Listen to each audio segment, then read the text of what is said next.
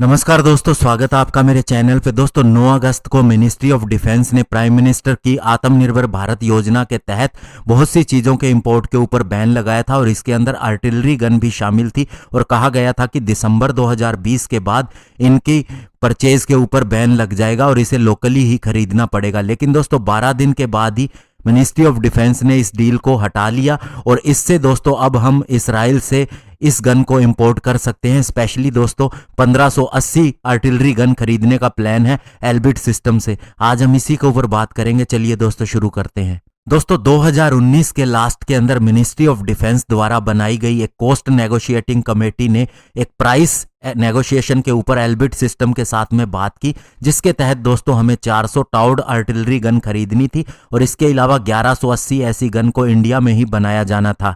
और अब चूंकि दोस्तों इसके इंपोर्ट के ऊपर बैन हट गया है तो अब जल्द ही मिनिस्ट्री ऑफ डिफेंस इसके कॉन्ट्रैक्ट के ऊपर साइन कर सकती है एल्बिट सिस्टम के साथ में। और दोस्तों इंडियन डिफेंस कंपनी जो ऐसी एडवांस टाउड आर्टिलरी गन यानी ATAGS बना रही हैं, उन्होंने इस फैसले का स्वागत किया है और उन्होंने कहा है कि इस बैन का हटना बहुत बड़ा इकोसिस्टम डेवलप करने में मदद करेगा, क्योंकि दोस्तों ये एक गन 15 करोड़ रुपए की है। तो ऐसे में 1580 ऐसी गन की कीमत 23,700 करोड़ रुपए बनती है। तो इससे डिफेंस प्रोडक्शन के इकोसिस्टम को बिल्ड करने में मदद मिलेगी। लेकिन दोस्तों ये जो छूट दी गई है ये 1 साल के लिए ही है और दिसंबर 2021 से दोबारा से इसके ऊपर बैन लग जाएगा, यानी कि फिर हम इस चीज को इंपोर्ट नहीं कर सकेंगे। और दोस्तों इंडियन डिफेंस कंपनी के चीफ एग्जीक्यूटिव का कहना है कि ये जो 1 साल की छूट दी गई है इसका पर्पस केवल यही हो सकता है कि एल्बिट सिस्टम से इस गन को इंपोर्ट किया जा सके जो हम ऑलरेडी डील करना चाहते थे। और दोस्तों इसके अलावा आपको बताना चाहूंगा कि एक ATAGS गन जो है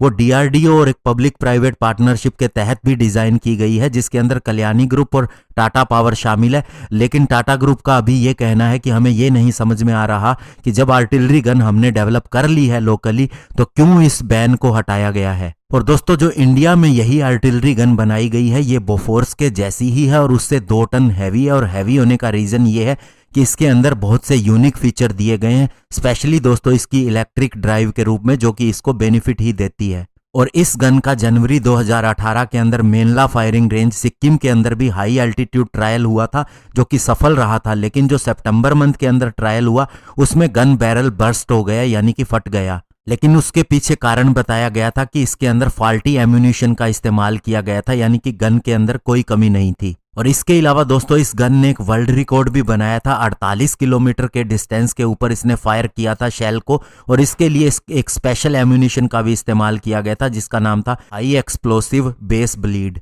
इसके अलावा दोस्तों जो दुनिया भर की आर्टिलरी है, चाहे उसके अंदर एल्बिट सिस्टम की गन ही क्यों ना शामिल हो, उनकी मैक्सिमम रेंज 40 से 45 किलोमीटर ही रहती है। और इसके अलावा दोस्तों हमारी लोकली बनाई ATAGS की खासियत ये है कि ये एक साथ में 5 राउंड फायरिंग कर सकती है, जिससे दुश्मन को बचने का मौका नहीं मिलता, वे अपनी बंकर के अंदर नहीं जा सकते। जबकि अगर हम दुनिया भर की गन की बात करें तो वे 3 राउंड का ही फायर कर सकते हैं। दोस्तों इसकी लॉन्ग रेंज का कारण यह है कि इसका चैम्बर बहुत ही लार्ज है, जिसकी वजह से इसके अंदर एक्स्ट्रा क्वांटिटी में हाई एक्सप्लोसिव प्रोपेलेंट का इस्तेमाल किया जा सकता है, जिससे वारहेड और भी ज्यादा दूरी तक जाता है। और दोस्तों हमारी अगर हम रिक्वायरमेंट की बात करें फोर्सेस की, तो हमें कम से कम 3155 mm और 52 कैलिबर की गन चाहिए। और इसके अलावा दोस्तों कोर्प्स ऑफ आर्टिलरी ने अभी 155 mm और 39 कैलिबर की अल्ट्रा लाइट होवित्जर भी BAE सिस्टम से खरीदने का फैसला किया है, स्पेशली माउंटेन्स के लिए। और लार्सन एंड टोब्रो भी एक साउथ कोरियन कंपनी के साथ में डील करके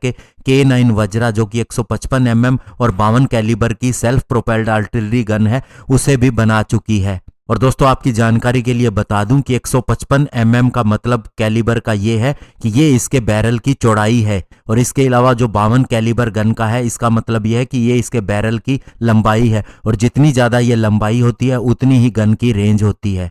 तो ऐसे में दोस्तों ये देखना होगा कि इंडिया अपनी रिक्वायरमेंट के लिए ये डिसीजन ले रहा है या फिर कोई और कारण है। धन्यवाद। जय हिंद।